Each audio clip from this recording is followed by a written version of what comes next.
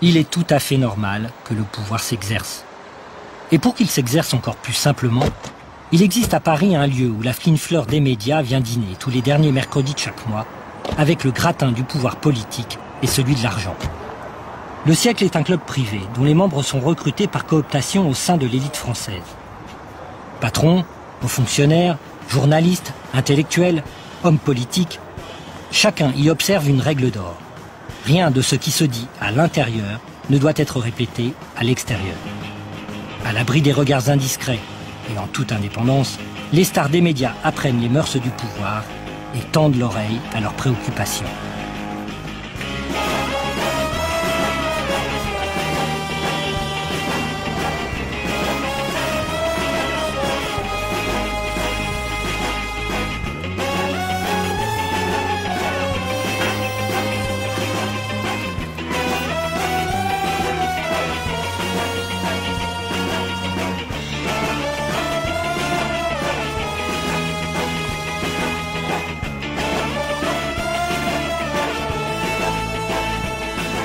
Dans tous ces clubs, c'est quoi le nom du jeu? C'est le joyeux mélange. Journalistes, faux intellectuels, demi-économistes, économistes complets, hauts fonctionnaires, hommes politiques, hommes d'entreprise, patrons, bien sûr. Et tout ce petit monde est comme poisson dans l'eau et copain comme cochon.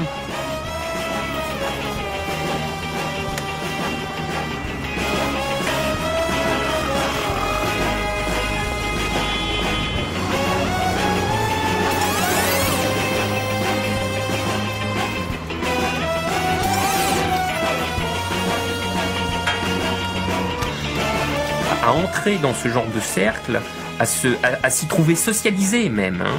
Il y a des, comment dirais-je, il y a des pertes de liberté de parole, il y a des pertes de sens critique, c'est-à-dire des effets de normalisation, d'adaptation, d'ajustement, d'autocensure, parce que très rapidement, tu vois, t'as pas besoin d'être briefé. Tu sais très bien ce que tu peux dire et ce que tu ne peux pas dire. Les questions que tu as le droit de soulever et celles qu'il vaudra mieux taire.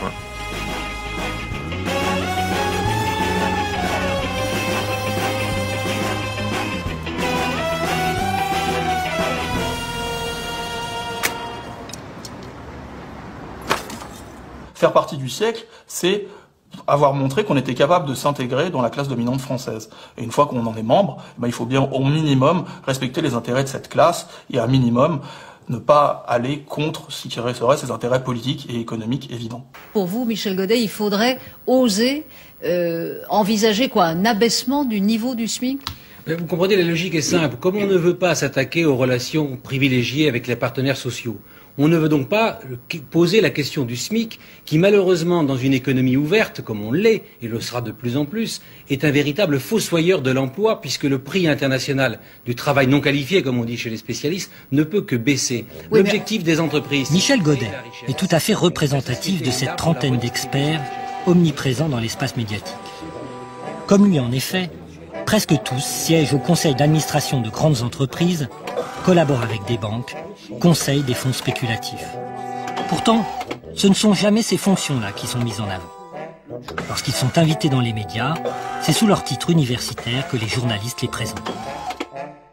La question, c'est pourquoi les grands médias font-ils le silence sur ces collusions que j'ai appelées les liaisons dangereuses entre un certain nombre d'économistes qu'on invite systématiquement et les milieux d'affaires? Les citoyens, les auditeurs, les téléspectateurs regarderaient tout autrement un brillant économiste universitaire s'ils savaient que cet économiste est largement rétribué par les banques, les compagnies d'assurance et les sociétés privées, comme administrateur, c'est-à-dire au centre de la gestion de ces entreprises. Eddie Cohen, bonjour, merci d'avoir accepté notre invitation. Vous êtes maître de recherche au CNRS, professeur d'économie. Dominique de Villepin, la semaine dernière, enfin cette semaine, a demandé... Je ne vois pas comment on peut prétendre aujourd'hui rester intellectuellement indépendant quand on est totalement inséré dans des réseaux de milieux d'affaires. Aujourd'hui, on considère que si un expert est à la fois membre de l'Agence de la sécurité des aliments et membre du conseil d'administration d'une grande entreprise agroalimentaire, il y a conflit d'intérêts. Et je crois que tout le monde est prêt à admettre ce point de vue. Eh bien, je ne vois pas pourquoi on ne parlerait pas, dans le cas d'économistes rémunérés par des banques, des assurances ou des grandes entreprises pour faire grandir les intérêts et les bénéfices de ces sociétés, pourquoi on ne parlerait pas de conflit d'intérêts? Jean-Hervé Lorenzi, qui est professeur à Paris-Dauphine. Ces gens-là nous disent, nous restons totalement indépendants intellectuellement, mais nous ne pouvons pas les croire. S'il est difficile en effet de croire à la neutralité de ces experts, il est en revanche relativement facile de deviner où ils dînent le dernier mercredi de chaque mois.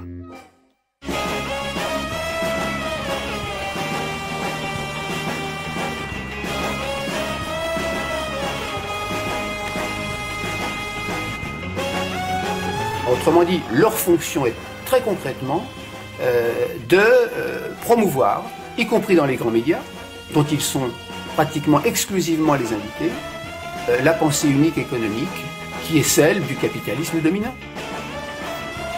C'est ainsi que depuis une trentaine d'années, devant les Français, un débat passionnant s'est engagé entre ceux qui sont convaincus des vertus du marché et ceux qui sont convaincus des vertus du marché.